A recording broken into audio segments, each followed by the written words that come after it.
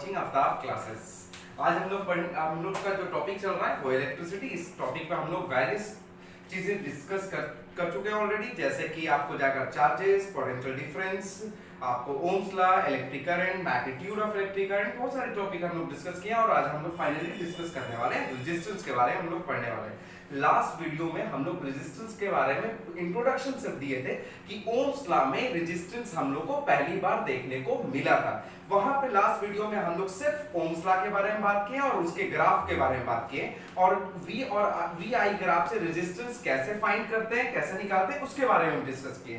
तो अगर आप लास्ट वीडियो नहीं देखे हैं तो बेहतर होगा कि आप पहले वो वीडियो देख ले, तो आपको रेजिस्टेंस थोड़ा बेहतर समझ में आएगा, क्योंकि उस वीडियो में हमने ग्राफ में काफी कुछ एक्सप्लेन किया था।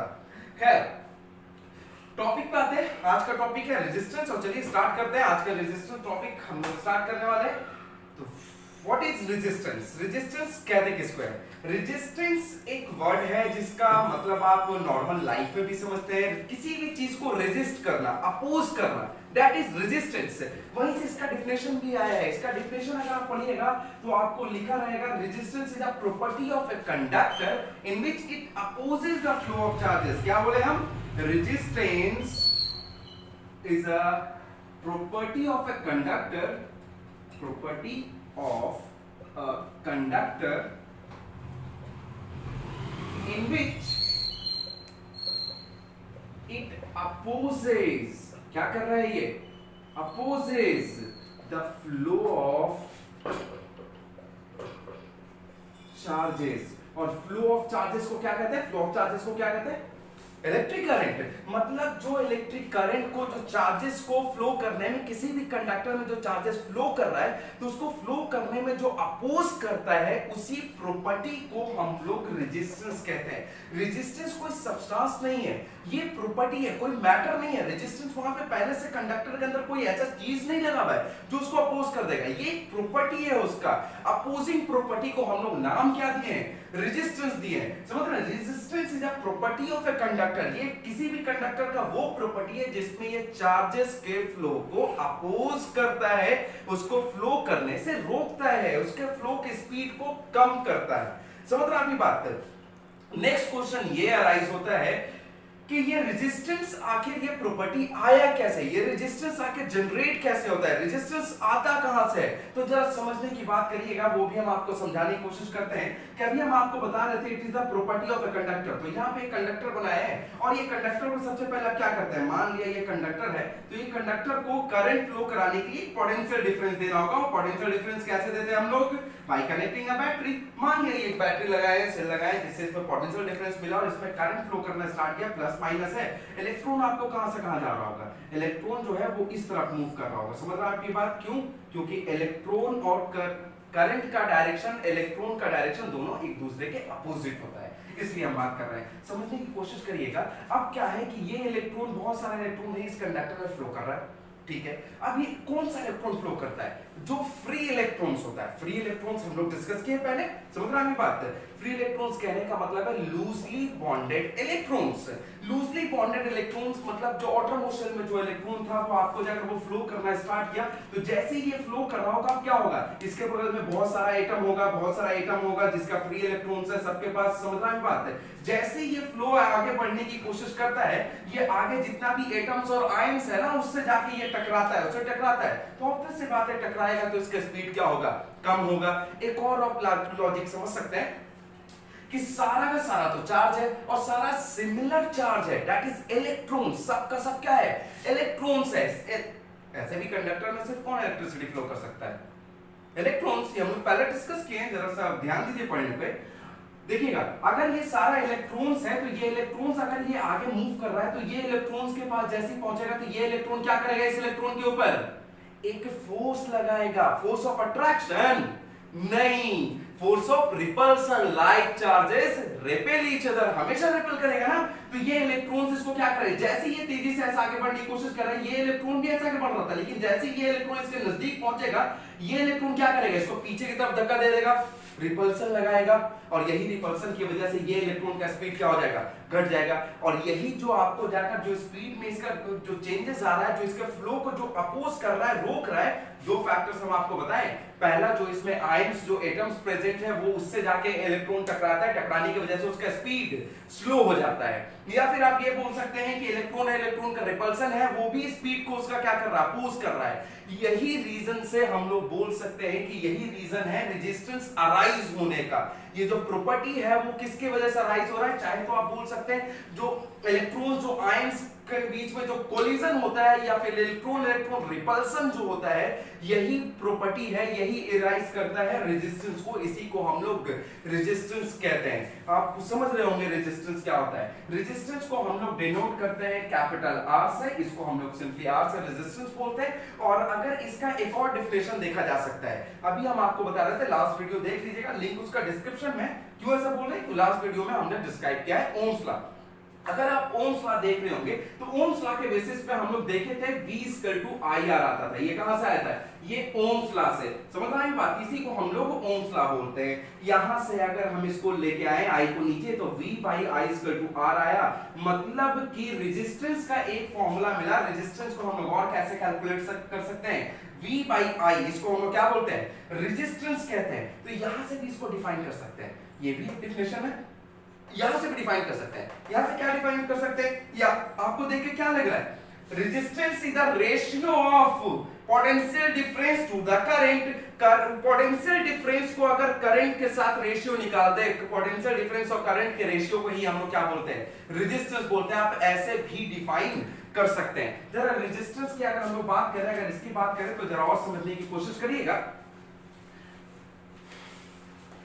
कि एसआई यूनिट क्या होता है इसका। तो रेजिस्टेंस का जो एसआई यूनिट होता है, जिसमें हम लोग इसको मेजर कर सकते हैं, जितना मैग्नीट्यूड को इसको पता कर सकते हैं, वो होता है ओम। क्या होता है इसका, ओम। और आपको जाकर इसको इस तरीके से सिंबलाइज करते हैं, इस तरीके से इसको डिनोट करते हैं। समझ रहे हैं बात है। ये ओम जो है वो इसी ओम्स लॉ के लिए, ये ओम्स जो है आपको जाकर साइंटिस्ट का नाम है जो आपको रिलेशन दिया था करंट और पोटेंशियल डिफरेंस के बीच में, उन्हीं के नाम को, उन्हीं के रिस्पेक्ट देने के लिए हम लोग रेजिस्टेंस का ऐसा यूनिट ओम रख दिया और इसको डिनोट करते हैं कुछ इस तरीके से। समझ रहे हैं आपकी बात। खैर आगे हम लोग चलते हैं। अगर आपसे पूछ दे कि ओम को डिफाइन करिए, तो ओम नहीं पूछेगा, ये एसआई यूनिट है ना। तो हमेशा जैसे हम लोग लास्ट में हम लोग देखे ना, 1 वोल्ट को डिफाइन करिए, 1 एम्पियर को डिफाइन करिए। सिमिलरली अगर आपसे बोल दे कि 1 ओम को डिफाइन करिए, तो आप कैसे बोल सकते हैं, बिल्कुल यहां से हम लोग जाएंगे। देखिए R = अभी हम लोग क्या देखा कि R = हम लोग क्या लिख सकते हैं, V/I। यहां से एक डेफिनेशन भी आ रहा था हम लोग का, क्या डेफिनेशन आता है, resistance may be defined as the ratio of the potential difference to the electric current. Potential difference और इलेक्ट्रिक करंट के रेशियो को ही हम लोग रेजिस्टेंस कहते हैं। ठीक है सर, जरा समझने की कोशिश करिएगा। हम इसका एसआई यूनिट निकालने के लिए बात कर रहे हैं, तो ओम रेजिस्टेंस का एसआई यूनिट होता है ओम। यहां पे हम लिखा 1 ओम। 1 ओम का वैल्यू कब होगा, 1 ओम का वैल्यू तब हो सकता है जब किसी भी कंडक्टर को 1 वोल्ट का पोटेंशियल डिफरेंस दिया जाए अक्रॉस इट्स एंड, दोनों एंड पे 1 वोल्ट का पोटेंशियल डिफरेंस दिया जाए, जिसकी वजह से अगर 1 एम्पियर ऑफ करंट फ्लो कर जाता है, तो इसी वैल्यू को हम लोग 1 ओम कहते हैं। समझ रहे हैं, when 1 volt of potential difference is given to any ends of the conductor which makes a current of 1 ampere, जो 1 एम्पियर का करंट फ्लो कराता है, उसी वैल्यू को हम लोग क्या बोलते हैं, 1 ओम कहते हैं। तो यहां से आप इसका डेफिनेशन भी इजीली 1 ओम का लिख सकते हैं, निकाल सकते हैं। समझ रहे हैं बात, जब 1 वोल्ट का पोटेंशियल डिफरेंस देते हैं और 1 एम्पियर करंट उसकी वजह से फ्लो कर जाता है, इसी रेशियो को हम लोग 1 ओम के नाम से जानते हैं। तो अभी तक हम लोग देखें रेजिस्टेंस प्रॉपर्टी है, अपोजिंग प्रॉपर्टी है किसी भी कंडक्टर का, और आपको जाकर ओम्स लॉ से रेजिस्टेंस का फॉर्मूला आया था V/I, ये हम लोग देखा। उसके बाद हम लोग देखते हैं कि आपको जाकर इसका एसआई यूनिट जो होता है वो क्या होता है, ओम। ओम को इस तरीके से ओमेगा से हम लोग डिनोट करते हैं। और हम लोग बात करें अगर 1 ओम का, तो 1 ओम क्या होता है, 1 वोल्ट/1 एम्पियर होता है। समझ रहे हैं आपकी बात, 1 वोल्ट/1 एम्पियर होता है। ये था रेजिस्टेंस। समझ रहे हैं बात, रेजिस्टेंस का ग्राफ हम लोग डिस्कस किए थे इससे पहले भी। और ये फैक्टर्स हम लोग देख चुके हैं कि रेजिस्टेंस क्या है क्या नहीं है। अब हम लोग देखने वाले हैं कि रेजिस्टेंस कौन कौन से फैक्टर्स पर डिपेंड करता है, कौन से ऐसे फैक्टर्स हैं जिसकी वजह से रेजिस्टेंस चेंज हो सकता है। तो there are various factors on which resistance depend है। और वो कितना फैक्टर्स होता है पढ़े होंगे आप लोग, थोड़ा बहुत तो जानते होंगे। कितने फैक्टर्स होते हैं? 4 फैक्टर्स होते हैं। 4 ऐसे फैक्टर्स हैं जिस पे रेजिस्टेंस डिपेंड करता है। तो हम लोग का नेक्स्ट टॉपिक क्या है? Factors on which resistance depends, on which resistance depend। इसको एक और तरीके से बोल सकते हैं, समझ रहे हैं? लिखा रहेगा फैक्टर्स अफेक्टिंग रेजिस्टेंस, बात बराबर है, वो एक ही चीज है, उससे क्या फर्क पड़ने वाला है। तो हम लोग का नेक्स्ट टॉपिक जो है वो कौन कौन सा ऐसा फैक्टर है जिस पर रेजिस्टेंस डिपेंड करता है। अभी हम आपको बताया देयर आर 4 फैक्टर्स, 4 ऐसे फैक्टर हैं जिस पर रेजिस्टेंस डिपेंड करता है। सबसे पहला फैक्टर आता है लेंथ ऑफ द कंडक्टर।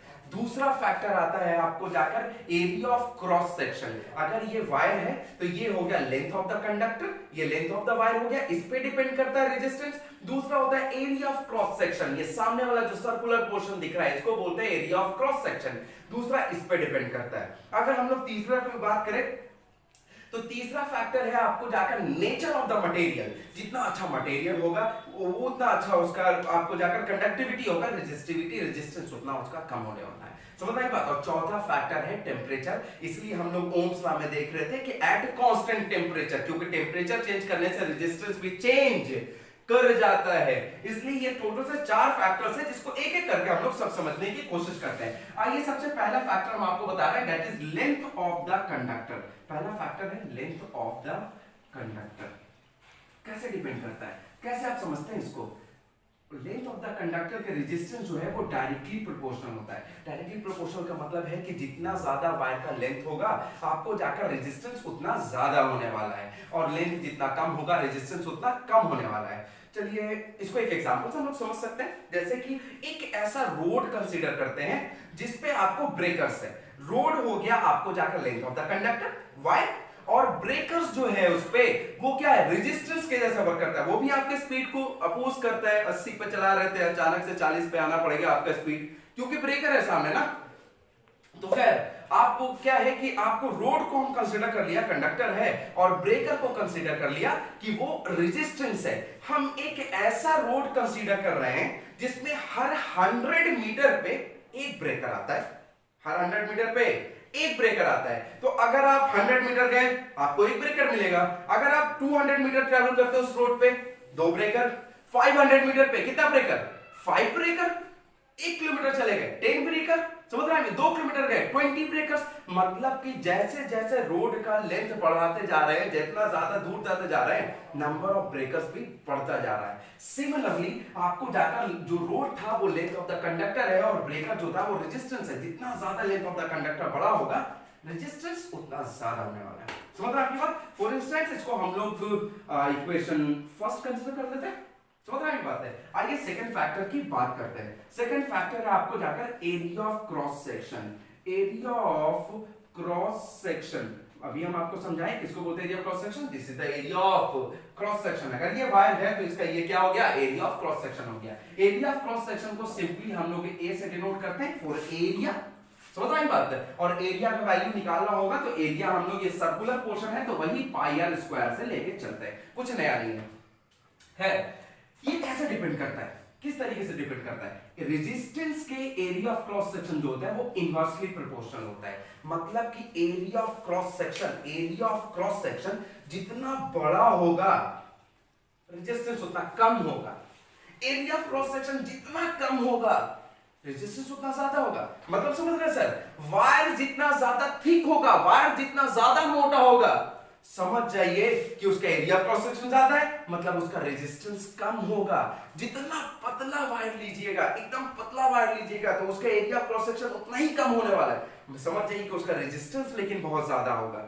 ऐसा क्यों, कैसा डिपेंड कर रहा है? चलिए इसको भी एक एग्जांपल से कंसीडर करते हैं। समझ रहे हैं आपकी बात? एग्जांपल कुछ ऐसा है कि एक रूम मानते हैं, जिस रूम में अभी आप बैठे हैं उस रूम को कंसिडर कर लिया, उस रूम में एक ही गेट है, समझ रहा है ये बात, जिससे आप बाहर निकल सकते हैं। उस रूम में फॉर इंस्टेंस हम लोग एज्यूम करते हैं कि 20 लोग बैठे हैं।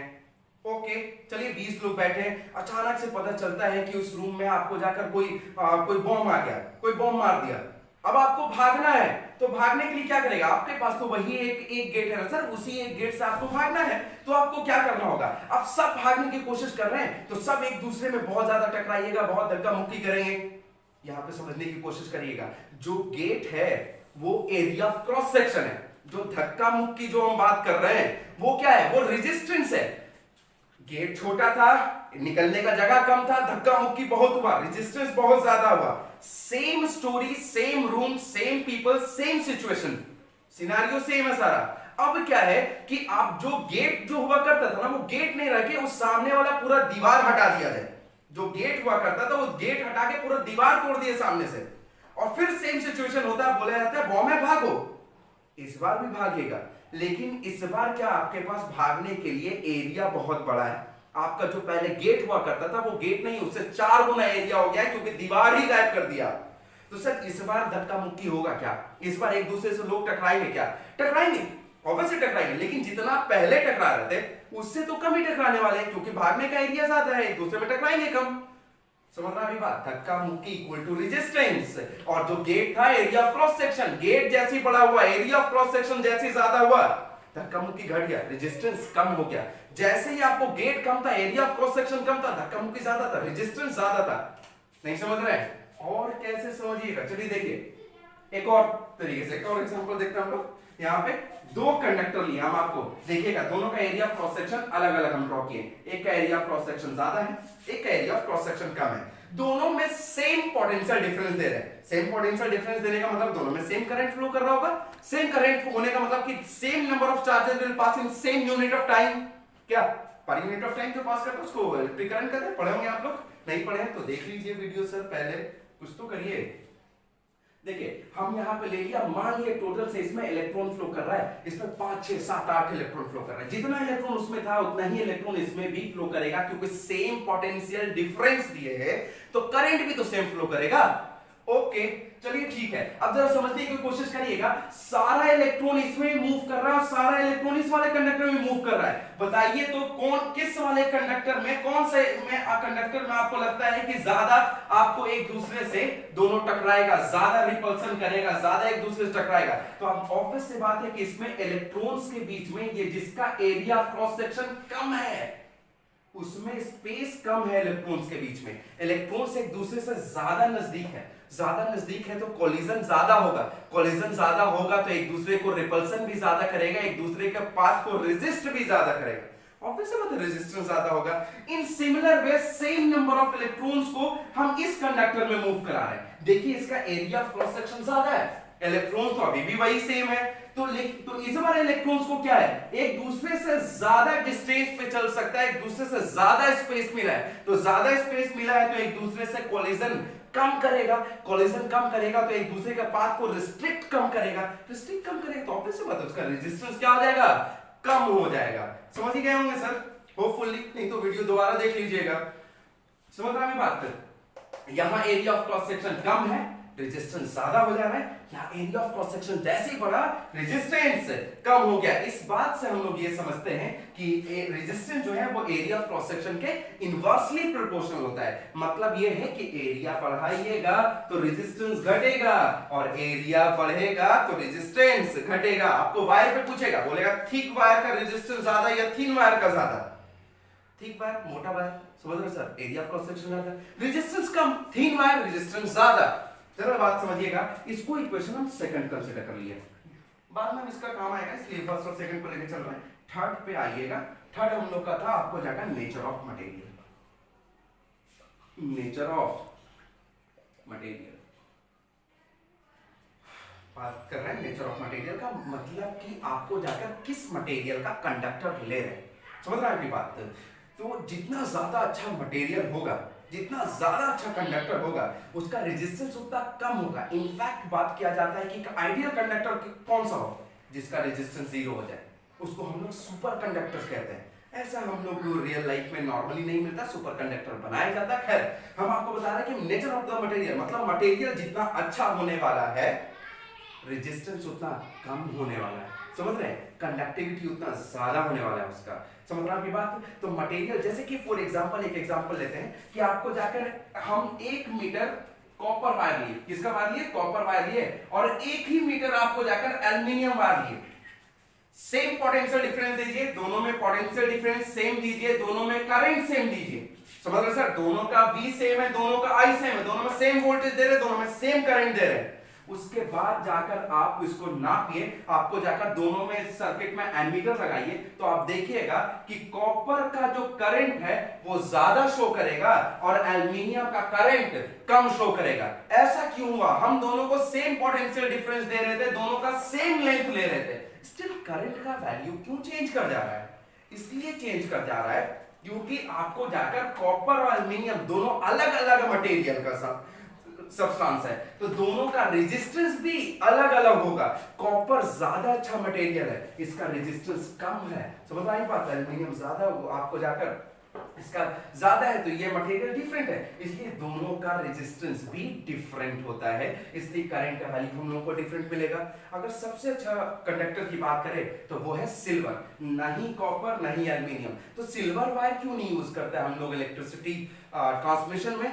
क्योंकि चोर है ना सर, बहुत सारे लोग। आप रात में लगा के गए वायर और सुबह आए आपको ना वायर मिला ना बल्ब मिला, तो दिक्कत हो जाएगा। है तीसरा फैक्टर जो था वो आपको जाकर नेचर ऑफ मटेरियल था, नेचर ऑफ मटेरियल इरेज करती है इसको। और फोर्थ फैक्टर जो है वो है आपको जाकर टेम्परेचर। ये टेम्परेचर का जो बात है वो हम आपको जाकर ओम्स लॉ वाले वीडियो से कर रहे हैं। समझ रहे हैं बात? ओम्स लॉ में भी हम लोग देखे थे एट कांस्टेंट टेम्परेचर, यही रीजन था। टेम्परेचर पे भी रेजिस्टेंस डिपेंड करता है। इसमें दो तरीके से डिपेंड करता है सर। अगर हम लोग बात करेंगे for pure metals, pure metals के लिए अगर हम लोग बात करें तो प्योर मेटल्स का रेजिस्टेंस जो है वो आपको जाकर टेम्परेचर के डायरेक्टली प्रोपोर्शनल होता है। मतलब कि अगर हम टेम्परेचर बढ़ाएंगे रेजिस्टेंस बढ़ेगा, टेम्परेचर बढ़ाएंगे रेजिस्टेंस बढ़ेगा। लेकिन अगर हम यहां बात करें एलॉयज का, अगर हम किसको एलॉयज ऑफ मेटल्स की बात कर रहे हैं, अगर हम बात करें एलॉयज का, तो alloys does not have any effect. Alloys पे कोई भी इफेक्ट नहीं होता, ये ऑलमोस्ट अनइफेक्टेड रह जाता है। मतलब कि आपको जाकर नो इफेक्ट आप बोल सकते हैं सीधे, इस पे कोई इफेक्ट नहीं होता सर, नो इफेक्ट। आपको हीट होने से आपको जाकर इसके एलॉय के रेजिस्टेंस पे, रेजिस्टिविटी पे कोई फर्क नहीं पड़ता है, वो अनइफेक्टेड रहता है। तो खैर अभी हम लोग देखें कि रेजिस्टेंस जो है वो टोटल से 4 फैक्टर्स पर डिपेंड करता है। Length of the conductor, area of cross section, nature of material and temperature. तो आपको अगर ये इसमें कहीं पे डाउट्स है तो आप हमसे पूछ सकते हैं, क्वेश्चन कर सकते हैं कमेंट सेक्शन में। आपको बहुत सोशल मीडिया पे भी पूछ सकते हैं, इंस्टाग्राम हो, फेसबुक हो, पेज लाइक करिए और दोस्तों को शेयर करिए। खैर अभी टॉपिक खत्म हुआ है, थोड़ा सा और आगे हम लोग देखते हैं। जरा देखिएगा इसको, इक्वेशन फर्स्ट और इक्वेशन सेकंड को अगर हम ये इसको स्क्रीनशॉट ले लीजिए, आपको बेहतर होगा। और चलिए आगे इसको हम लोग समझने की कोशिश करते हैं। 4 फैक्टर था, कौन कौन सा? 2 फैक्टर तो अभी भी बोर्ड पे आपको लिखा हुआ दिख रहा है ना? Length of the conductor, area of cross section, तीसरा था नेचर ऑफ मटेरियल एंड चौथा था टेम्परेचर। जरा समझिए सर, इक्वेशन फर्स्ट में r is proportional to l and in equation second r is inversely proportional to 1 by a, area of cross section. Okay, अगर हम लोग ये दोनों इक्वेशन को ज्वाइन कर दें, फर्स्ट और सेकंड को अगर ज्वाइन कर दें तो हम ऐसे लिख सकते हैं क्या? r is proportional to l by a, r is proportional to l by a कहां से आया? From equation first and second। First और सेकंड को अगर ज्वाइन कर दिया तो क्या आ गया? r is equal to rho l by a। यहां पर प्रोपोर्शनल का साइन आया है और प्रोपोर्शनल का साइन को हटाने के लिए, रिमूव करने के लिए एक हम लोग कांस्टेंट को इंट्रोड्यूस करना पड़ता है। तो यहां से हम लोग एक कांस्टेंट इंट्रोड्यूस किया, रेजिस्टिविटी, जिसको हम लोग रो के नाम से जानते हैं। और यहां से रेजिस्टेंस का एक और फॉर्मूला मिल गया, r is equal to rho l by a, जिसमें r आपको बहुत अच्छे से पता है, रेजिस्टेंस की बात कर रहे हैं, l यहां पे लेंथ ऑफ द कंडक्टर है, a यहां पे एरिया ऑफ क्रॉस सेक्शन है। एक नया टर्म फिर से आया, एक नया टर्म फिर से आया, ये है, इसको हम लोग पढ़ते हैं रो। समझ आ रही बात? क्या पढ़ते हैं इसको? रो। और इसका नाम है रेजिस्टिविटी। इसको हम लोग क्या बोलते हैं? रेजिस्टिविटी बोलते हैं। या फिर इसका एक और नाम होता है, क्या होता है? किसको पता है क्या? स्पेसिफिक रेजिस्टेंस, इसी को और क्या बोलते हैं हम लोग, स्पेसिफिक रेजिस्टेंस भी कहते हैं। समझ रहा है बात है, ये रेजिस्टिविटी या स्पेसिफिक रेजिस्टेंस है, और ये आपको जाकर इस पे भी हम लोग नेक्स्ट वीडियो करने वाले हैं। नेक्स्ट टॉपिक जो है हम लोग वीडियो का यही रेजिस्टिविटी है, इसके बारे में हम लोग बात करेंगे, इसका वैल्यू फाइंड करेंगे, इसका ऐसा यूनिट फाइंड करेंगे, और फर्दर इसका हम लोग आपको जाकर देखेंगे ये भी कौन कौन रेजिस्टिविटी भी कौन कौन से फैक्टर पे डिपेंड करता है। समझ रहा है बात है, तो यहां से आप फॉर्मूला नोट कर लीजिएगा रेजिस्टेंस का फॉर्मूला होता है rho L by A, that is resistivity product of length of the conductor resistivity by area of cross section. Some time area of cross section में आपको जाकर एरिया ना देकर वायर का रेडियस दे देगा, तो अभी हम आपको बताए थे कि एरिया जो है वो आपको जाकर simply pi r square area of circle का जो फॉर्मूला होता है उसी के बेसिस पे इसका एरिया निकालते हैं हम लोग। समझ रहे हैं बात? अब ये डायरेक्टली प्रोपोर्शनल और इनवर्सली का मतलब तो आप समझ रहे हैं कि अगर आपको जाकर लेंथ को अगर 2 टाइम्स बढ़ा दिया जाए तो ऑब्वियस बात है रेजिस्टेंस भी बढ़ जाएगा, और आपको जाकर अगर एरिया को 2 टाइम्स घटा दिया जाए तो रेजिस्टेंस 2 टाइम्स डबल हो जाएगा, जबकि एरिया को हाफ करें तो रेजिस्टेंस डबल होगा, और एरिया को डबल करेंगे तो रेजिस्टेंस हाफ हो जाएगा, क्योंकि इनवर्सली प्रोपोर्शनल है। समझ रहे हैं? इसको आप नोट डाउन कर सकते हैं या फिर आप स्क्रीनशॉट ले लीजिए। चलिए इसके ऊपर एक हम लोग न्यूमेरिकल कर लेते हैं। समझ रहे हैं, डिफरेंट टाइप्स ऑफ न्यूमेरिकल आता है। अगर आपको न्यूमेरिकल में कोई भी आपका जो बुक का न्यूमेरिकल है जिसमें आपको डाउट्स आ रहा है तो वो न्यूमेरिकल भी आप नीचे कमेंट में पूछ सकते हैं, या फिर आप मेल कर सकते हैं, आप इंस्टाग्राम पे पूछ सकते हैं @aftab classes, और या फेसबुक पे पूछ सकते हैं, आफ्ताब क्लासेस पेज है हम लोगों का, तो कहीं भी आप पूछ लीजिए, आपको सॉल्यूशन मिल जाएगा। इसमें बहुत तरीके के क्वेश्चन आते हैं। चलिए आज हम आपको एक तरीके के क्वेश्चन डिस्कस करके दिखाते हैं, उसको कैसे बनाएंगे। इंपॉर्टेंट है, समझ रहा है बात है, बहुत इंपॉर्टेंट है ये क्वेश्चन, अच्छा क्वेश्चन है ये। बोल रहा है copper wire of resistance R, एक copper wire of resistance R, this wire is pulled so that